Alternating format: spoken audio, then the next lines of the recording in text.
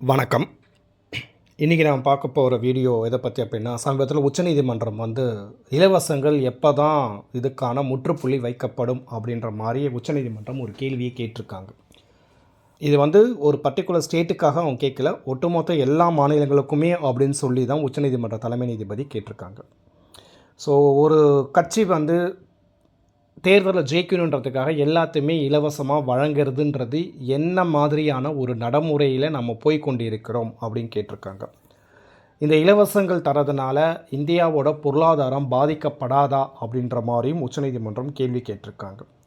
இலவசங்களை எப்படி நீங்கள் ஜெனரலைசேஷன் பண்ணுறீங்க, அதாவது பொதுவாகவே தரீங்க, எல்லாத்துக்கும் இலவசன்ற மாதிரி எப்படி தரீங்க, அது தப்புன்னு உங்களுக்கு தோணலையா? அஃப்கோர்ஸ் சமூகத்தில் பின்தங்கிய நிலைமையில் இருக்கிறவங்களுக்கு மட்டும் அந்த இலவசத்தை தரதில் நாங்கள் மாற்று கருத்து இல்லை, அது தரப்பட வேண்டியது அப்படின்றது தெளிவாக சொல்கிறாங்க. அவங்களுக்கு தரலாம், அதை ஏன் நீங்கள் எல்லாத்துக்கும் பொதுவாகவே தரீங்க? இப்போ எக்ஸாம்பிள் தமிழ்நாட்டிலே எடுத்துக்கலாமே, இந்த இலவச அது பஸ்ஸு டிக்கெட், மகளிர் விடியல் பயணம், நல்லா யோசிச்சு பாருங்கள். ஒரு கிராமத்தில் வேலை செய்கிறவங்களுக்கு ஒரு மினிமம் ஒரு மாதம் ஒரு 3000 4000 தான் கிடைக்குது அப்படின்றவங்களுக்கு இலவசமாக பஸ் டிக்கெட் ஓகே, இது தப்பு கிடையாதுன்னு தோணுது. ஐடி கம்பெனியில் கிட்டத்தட்ட மாதம் லட்சக்கணக்கில் வாங்குறவங்களுக்கும் மகளிர்ன்ற ஒரே காரணத்துக்காக அவங்களுக்கு இலவச பயணம்ங்கிறது எந்த விதத்தில் அது நாம் நியாயப்படுத்த முடியும்? இது தப்பு தான். இது நம்மளுக்கே நல்லாவே தெரியும் இது தப்புன்னு. பட் நம்ம வீட்டில் பக்கத்து வீட்டில்காரன் வாங்குறான், ஆனால் நானும் வாங்குகிறேன் அப்படின்னு சொல்லிட்டு அவன் மனசை நம்ம தேத்திக்கலாம். உச்சநீதிமன்றம் அதை தான் வேறு ரிஃபைண்டை கேட்டிருக்காங்க. ஏன் அந்த ஃப்ரீ பீஸை பொதுவாக்குறீங்க, ஜென்ரலைசேஷன் ஆக்குறீங்க? ஒரு மாதம் 3000 மட்டும் சம்பாதிக்கிற ஒரு லேடிக்கு இலவச பஸ் டிக்கெட் ஓகேங்கிறதும், மாதம் 1.5 லட்சம் ஐடியில் வேலை பார்க்குறோம் இல்லை சென்ட்ரல் கவர்மெண்ட்டில் வேலை பார்க்குற அந்த லேடிக்கும் இலவச பஸ் டிக்கெட்டுங்கிறது எப்படி சரிசமம் அப்படிங்கிறாங்க அவங்க. ஓகேங்களா? அதனுடைய கோட்பாடு அதுதான். How will you treat the freebies generalisation அப்படின்ற மாதிரி கேட்காங்க.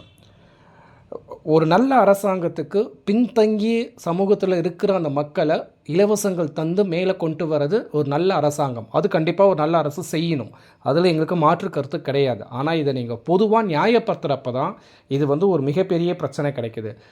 இது இப்படியே கண்டினியூ ஆச்சுன்னா எல்லா கட்சியும் போட்டி எல்லாமே இலவசம் தரப்போ நாம் எதுக்குடா வேலைக்கு போகணும் அப்படின்ற மைண்ட் செட்டுக்கு மக்கள் வந்துட்டாங்கன்னா அப்போ பொருளாதாரம் என்ன ஆகுன்ற மாதிரி அவங்க ஒரு கேள்வியை கேட்குறாங்க. உச்சநீதிமன்றம் கேள்வியை கேட்குறாங்க.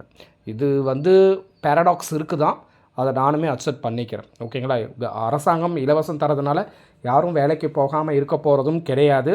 அஃப்கோர்ஸ் வேலை தேடி நிறையா பேர் அப்ளை பண்ணிட்டு தான் இருக்கிறாங்க, அதுவும் நம்ம கண் கூட பார்க்குறது தான். பட் அது நாம் யாருக்கு உதவுறோம் அப்படிங்கிறது ரொம்ப முக்கியம் அப்படின்ற மாதிரி அவங்க சொல்லியிருக்காங்க. அந்த உதவி எவ்வளோ நாட்களுக்கு தொடரும் அப்படின்றதையும் வரையறுக்கப்பட வேணுமா இல்லையா அப்படின்ற மாதிரி உச்சநீதிமன்றம் கேட்டிருக்காங்க. ஒரு டைம் லிமிட்டே இல்லாமல் நம்ம எல்லாத்துக்குமே ஃப்ரீபீஸ் தந்துகிட்டே இருந்தோம் அப்படின்னா அது எங்கே தான் போகிறது? அதுக்கு ஒரு எண் கார்டு இல்லையா அப்படின்ற மாதிரி கேட்குறாங்க. ஏற்கனவே நிதி பற்றாக்குறையில் இருக்குது அப்படின்ற மாதிரி சொல்லிகிட்டு இருக்கிற எல்லா மாநிலங்களுமே இலவசங்கள் அறிவிக்கிறதுல மட்டுமே குறியாக இருக்கிறது. அது எப்படி நியாயப்படுத்த முடியும்? இதுக்கு ஒரு வரைமுறை இல்லையா அப்படின்ற மாதிரி உச்சநீதிமன்றம் பொதுவாக எல்லா மாநிலங்களுக்குமான கேள்வியும் கேட்டிருக்காங்க. ஃப்ரீபீஸ்க்கு வேணான்னு நாங்கள் சொல்லலை, but there should be a condition for it அப்படின்ற மாதிரி சொல்கிறாங்க. ஓகேங்களா? இதை பற்றி உங்களுடைய கருத்து என்னங்கிறது கீழே கமெண்ட்ஸில் சொல்லுங்கள். தேங்க்யூ ஃபார் வாட்சிங் த வீடியோ.